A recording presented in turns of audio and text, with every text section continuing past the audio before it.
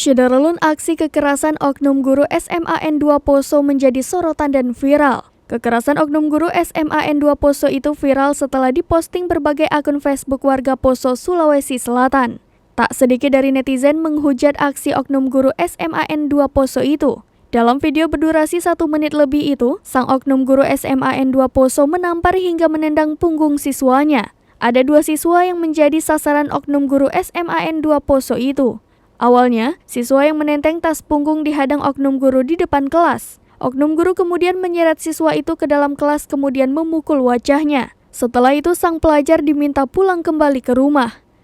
Tak hanya itu, ada 1 siswa lagi yang diseret ke dalam kelas dan ditendang. Semua kejadian itu terjadi saat sejumlah siswa sedang duduk di dalam kelas. Belum diketahui pemicu amarah sang oknum guru SMAN 2 Poso yang mengenakan batik korpri tersebut. Kepala Dinas Pendidikan dan Kebudayaan atau Disdikbud Sulawesi Tengah Yudiawati Vidiana berusia 55 tahun menyayangkan adanya peristiwa itu.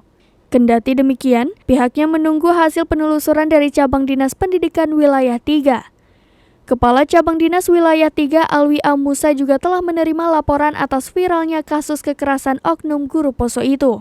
Rencananya, Kacabdis yang menurunkan tim untuk mencari tahu kebenaran persoalan itu, termasuk memeriksa oknum guru Poso terlibat.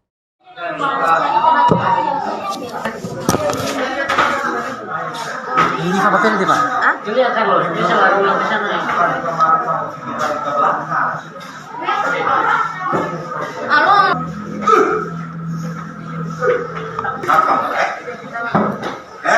Nanti dengar saya. Apa? Karena kalau bagi saya.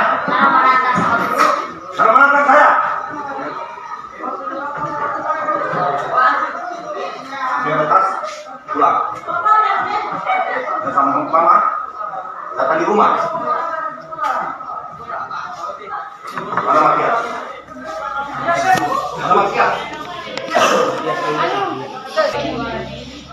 Udah ucap. Udah.